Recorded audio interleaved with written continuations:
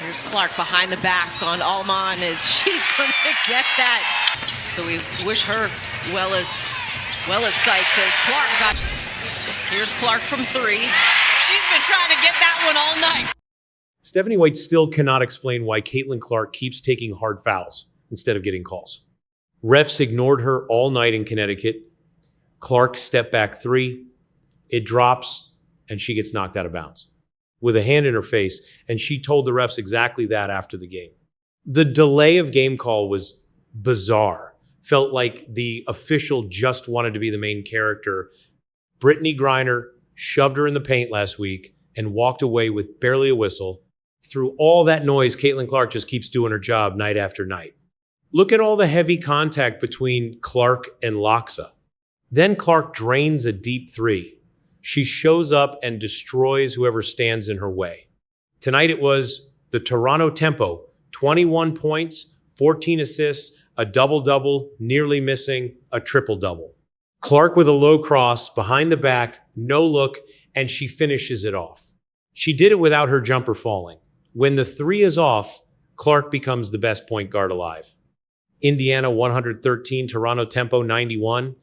Stick around, because Sophie Cunningham went off for 24 points, looking like a second superstar.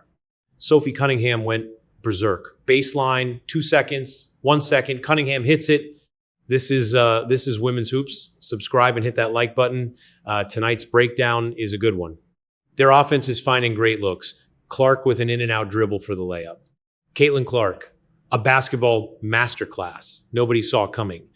Here's the twist. Clark's shot was nowhere to be found. 1 of 8 from deep 12.5%.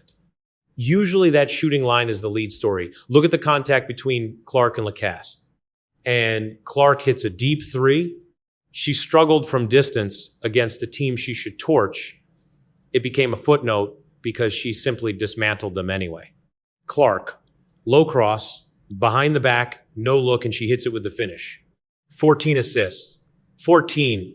One of her best passing games of the 2026 season against a defense with no answer for her vision.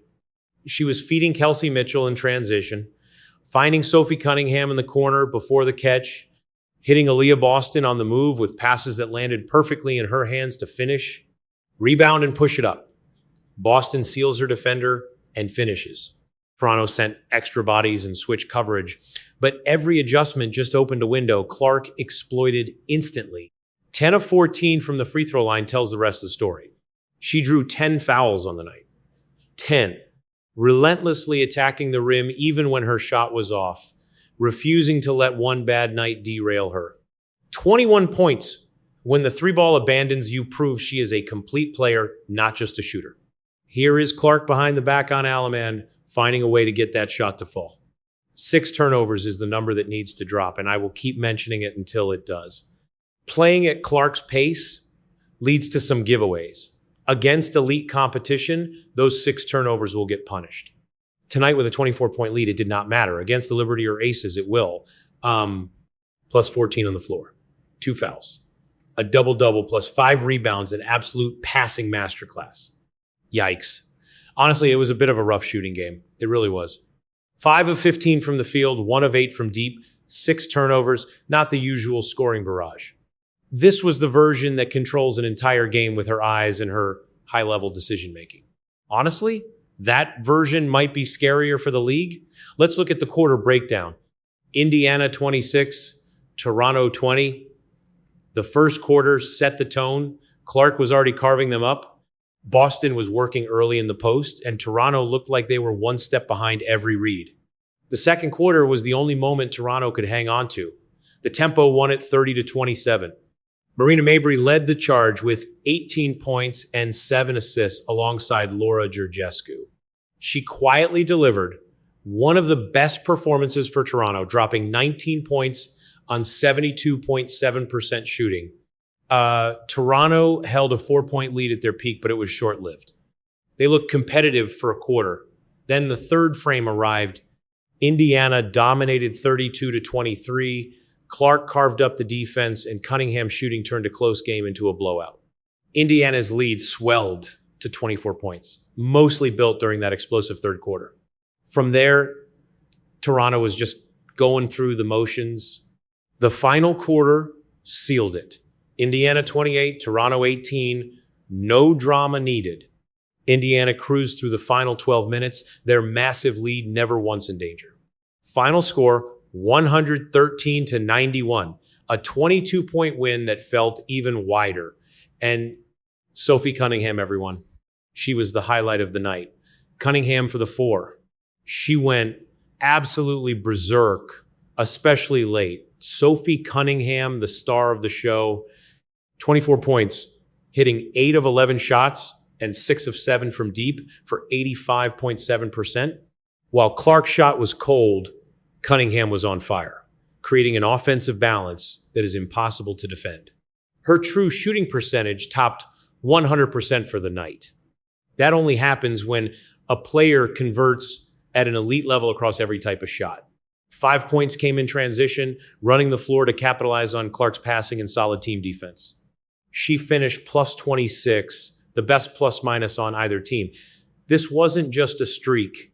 This was Cunningham playing in rhythm, catching the ball off real movement and hitting almost everything. Sophie Cunningham was unstoppable.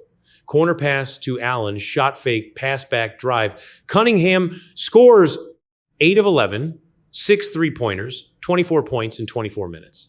When Cunningham hits like this off the catch, Indiana stops being a one-player show and looks like the deep, dangerous threat they are capable of being.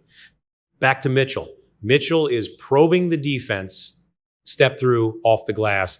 Lots of international talent on that roster. 6 of 7, 6 rebounds, 2 assists. Kelsey had 27 on 9 of 11 shooting. Kelsey Mitchell, quietly perfect. 27 points, 9 of 11 from the field, 81.8% plus perfect from the stripe. A 99% true shooting rate, the most efficient scoring performance of the night, period. Mitchell was the most clinical player on the floor, even with Clark's assist totals grabbing headlines. 10 points in the paint, finishing through contact at an 83% clip. She drew 5 fouls, hit every free throw, and never forced a bad look. Plus 17 on the floor. When your third option hits 82%, defenses have nowhere to hide. Aliyah, Boston, and the rest of the squad. 18 points, 11 rebounds, another routine double-double for Boston this season. 7 of 11 shooting, 63.6%, with 12 points coming right in the paint. She even hit a 3, showcasing the range that makes her so hard to scheme against now. Plus 6 on the floor, adding assists, 2 steals, and 2 blocks. A complete two-way game from the most underrated double-double machine in the league. Beyond the big 3, Indiana got real depth. Raven Johnson hit 2 threes off the bench and finished plus 15.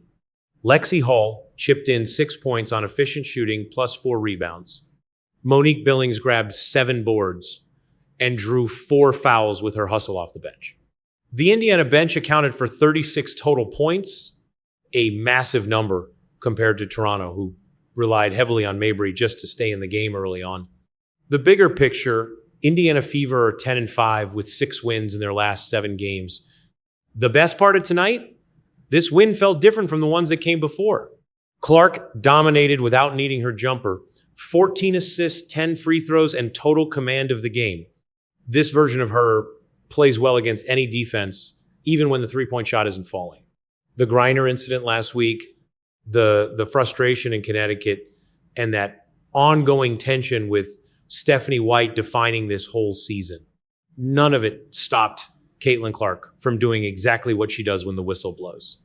Cunningham is finding her groove. Mitchell is shooting at a level that should terrify every remaining opponent. And Boston keeps delivering those double-doubles like clockwork, 10-5. Atlanta is next, and Indiana heads in with serious momentum. The league better start paying attention.